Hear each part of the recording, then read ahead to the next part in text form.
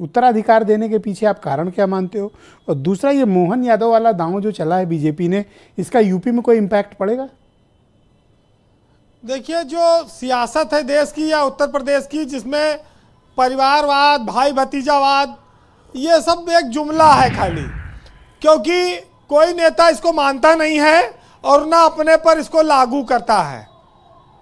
ये सबसे पहले बात आरोप लगता था मुलायम सिंह के परिवार पर कि परिवारवाद है, बहुत बड़ा परिवार है, लालू, मुलायम, ये लोग लगते थे। लेकिन अब मायावती ने भी, वो इकलौती बची थी, उन्होंने भी अपने भाई और भतीजे पर पूरी पार्टी को आगे बता दिया कि वही लेकर जाएंगे। तो ये साफ है कि कोई भी सियासत बिना परिवार के नहीं चल पा रही है किसी भी पार्टी के। एक और आप संयोग देखेंगे कि उत्तराधिकार का भी एक दौर है देश की राजनीति में। कांग्रेस में राहुल आए, समाजवादी पार्टी में अखिलेश यादव और बहुजन समाज पार्टी में अब आकाश आनंद। लेकिन ये एक महज तीनों का संयोग भी आप देखिए कि ये तीनों विदेश में पढ़े हुए हैं, राहुल भी, अखिलेश भी और आकाश भी। और अब ये लोग सियासत की पिच पर हैं। कौन कितना कामयाब है, ये इसका आकलन आप इस चीज़ से कर सकते हैं कि मुलायम सिंह ने अपने रहते अपना उत्तराधिकारी घोषित किया अखिलेश को और उन्हें मुख्यमंत्री बनाया और 5 साल वो मुख्यमंत्री रहे। उनको स्थापित करने के बाद वो सियासत से विदा हुए। वो एक उनके पास उन्होंने अखिलेश यादव को एक लंबी विरासत दी, जिसमें अखिलेश यादव खुद 3 बार सांसद रहे, एमएलसी रहे और अभी वो विधायक और नेता प्रतिपक्ष हैं। लेकिन आकाश के पास अभी इतनी कोई इसमें से एक भी स्थिति नहीं है, तो अभी उन्हें सियासत में बहुत जमीन नापनी पड़ेगी, तब वो आकाश में कहीं पहुंच पाएंगे, एक बड़े आकाश में। ब्रजेश जी, मायावती के सामने संकट यह है कि उत्तराधिकारी तो उन्होंने घोषित कर दिया, लेकिन उनके पास एक विधायक है, ना वो अभी एमएलसी बना सकती हैं, ना राज्यसभा मेंबर बना सकती हैं, चुनाव लड़ा सकती हैं, आकाश आनंद को ये कर सकती हैं। तो ये है, अब ये देखना होगा कि नए ज़माने के जो नेता हैं वो तिलक तराजू वाले उन नारों से आगे जाकर टेक्नोलॉजी का इस्तेमाल कर कर पार्टी को किस ओर ले जाते हैं। जहाँ तक रही है बात मोहन यादव की, तो मोहन यादव की तो ससुराल बता रहे हैं लोग कि सुल्तानपुर में है, वहाँ पर वो उनका आना जाना भी रहा है, अब वो मुख्यमंत्री हो गए हैं। लेकिन बीजेपी ने पुराने दिग्गज नेताओं को अब मौका देना बंद कर दिया है, नए लोगों पर वो दांव लगा रही है जी। ये बात साफ है कि जब सब वोट मोदी के नाम पे मिल रहा है और भाई मोदी भी पार्टी चला रहे, प्रधानमंत्री हैं, तो वो यादव को मुख्यमंत्री बनाते हैं, दलित को बनाए, आदिवासी को बनाए, अपनी वो भी गुणा भाग तो करेंगे ही।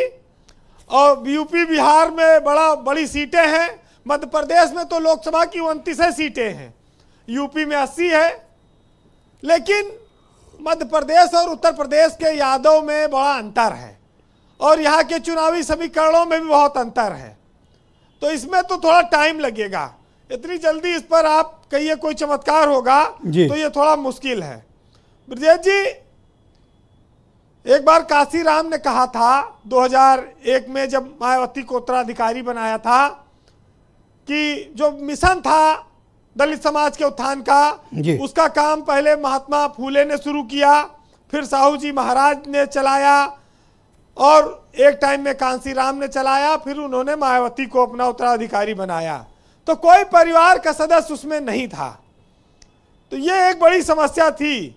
अब परिवार के लोग आ गए हैं, तो अब आकाश के सामने तमाम चुनौतियां होंगी। आकाश में वो आप राजनीतिक क्षमता देखते हैं कि वो बीएसपी जैसी मिशन वाली पार्टी को आगे ले जा सके?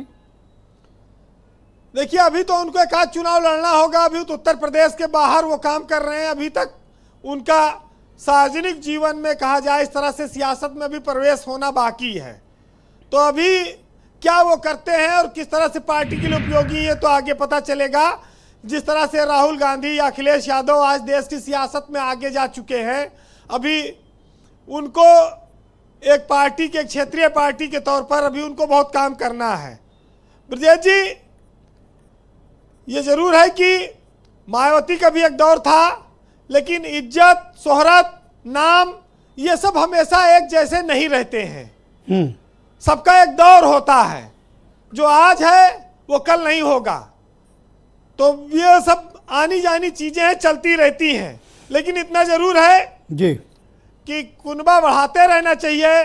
वक्त बेवक्त वही काम आता है। अगर कुनबा बढ़ाने पे कहा जाए तो एक छोटा सा चुटकुला सुना दूं कि एक बार एक बाबा जी थे, उनके पास एक महिला आई।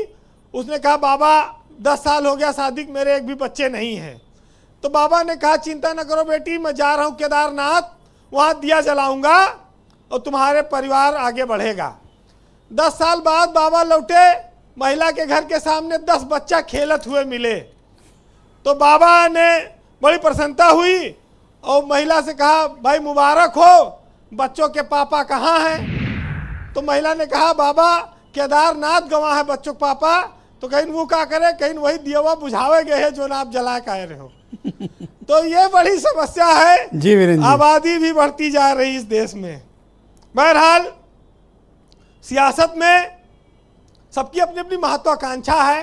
कोई स्टेट में पावर में आना चाहता है, कोई केंद्र में पावर में। सब कहते हैं कि हमारे बिना सरकार नहीं बनेगी, लेकिन युवाओं के हाथ में टेक्नोलॉजी है, शिक्षा है, विदेशी शिक्षा भी है, और ये लोग आगे ले जाएं देश को, इस उम्मीद से चीजें चल रही हैं।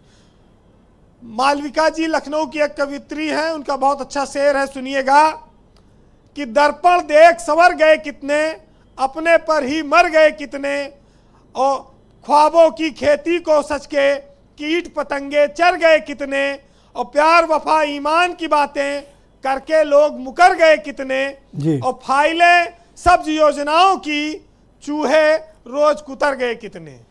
बड़ा तनाव दे दिया आपने सुरेंद्र राजपूत के कि आप वो किसका शेर पढ़ें और आपको जवाब दें। वीरेंद्र जी, आपका बहुत शुक्रिया और धन्यवाद हमारे साथ ग्राउंड जीरो से अपने इनपुट ऑब्जर्वेशंस उपलब्ध कराने के लिए।